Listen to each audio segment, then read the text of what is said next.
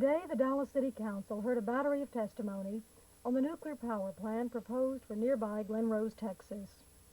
People came to talk about health and safety, but City Attorney Alex Bickley told them at the outset that they were, for all practical purposes, wasting their time.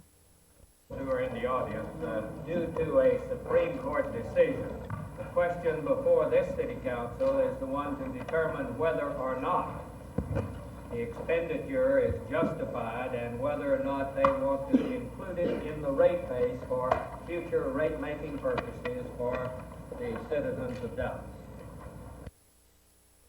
The Council's jurisdiction may be limited by the courts, but that didn't deter today's witnesses.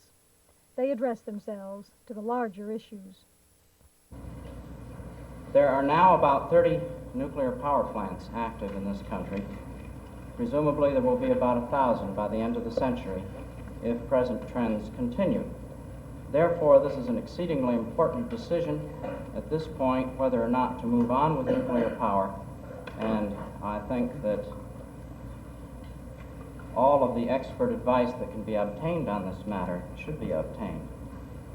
There is, as you are probably aware, a national debate on this subject, and I think that within the next 5 or 10 years a national decision will be made whether to continue towards that figure of 1,000 power plants or to slow it down or stop it.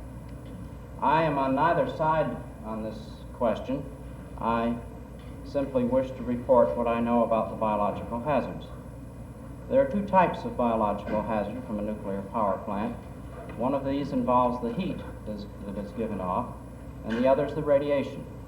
I don't think that the heat is a major problem because it's a problem that can be solved by having separate reservoirs for cooling and similar solutions.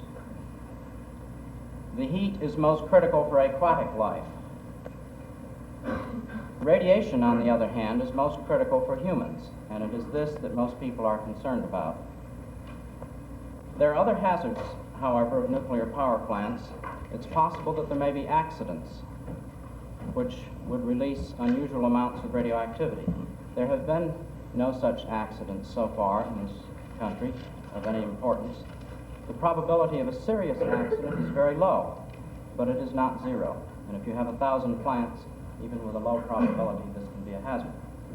Another danger is in the waste storage and the transport of waste, and another possible hazard is in sabotage.